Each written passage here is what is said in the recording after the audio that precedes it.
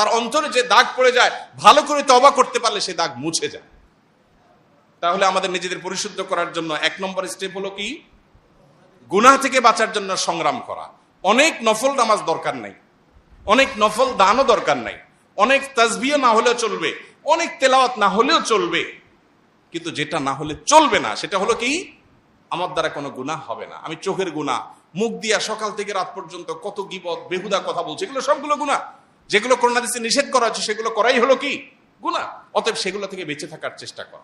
যদি কোনোটা হয়ে গেছে আমি টের পাই, এই কথাটা তো বলা ঠিক হয়নি, আমার অন্যায় হয়ে গেছে, দেরি না করে সাথে সাথে রিমুভার দিয়ে সেটাকে রিমুভ করা, অর্থাৎ তওবা করা যে আল্লাহ আমি অন্যায় করেছি, আর করবো না, এটাই রিমুভার।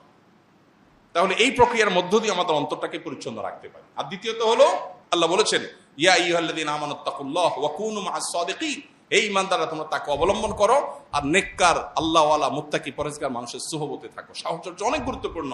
পরিবেশ, নেককারদের পরিবেশ কিন্তু মানুষকে নেককার করে, বদকারদের পরিবেশ মানুষকে বদকার করে। এই জন্য সাহচর্য এবং